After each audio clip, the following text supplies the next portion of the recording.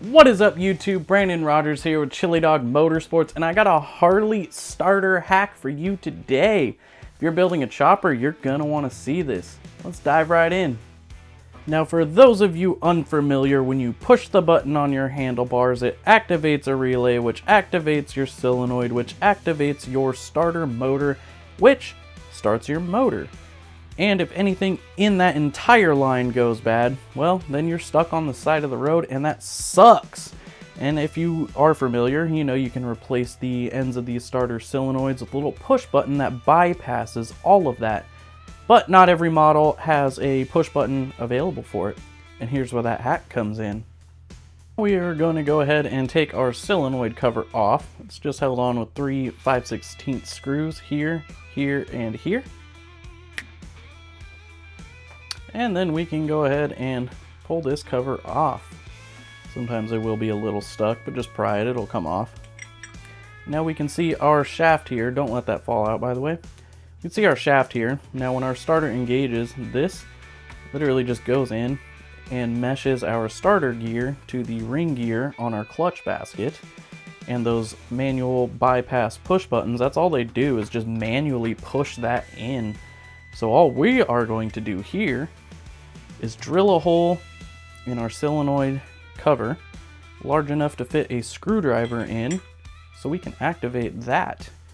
Then next time you're stuck on the side of the road because your starting system failed, you can just bypass it and hit the road and keep riding. Let's go ahead and drill some holes.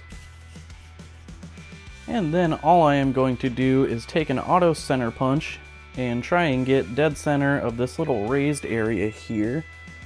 Now, it doesn't have to be absolutely perfect, but the more center the better. Then we can go ahead and just take a 1/4 inch drill bit, drill that out.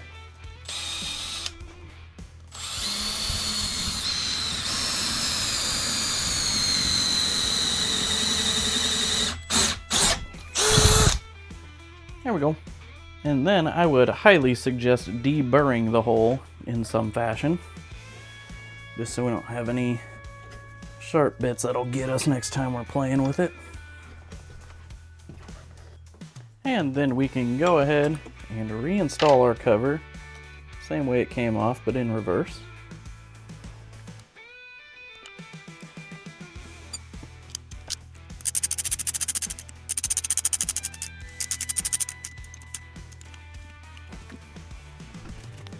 And now you have your own little fail-safe. If anything between your solenoid and the relay and the button goes bad, you can go ahead and just bypass that on the side of the road and keep going. If you are concerned with dirt and debris getting in there, you just put a little sticker over that. That'll keep stuff from getting in. Nothing should be coming out, so we don't have to worry about that per se. But it's really that easy.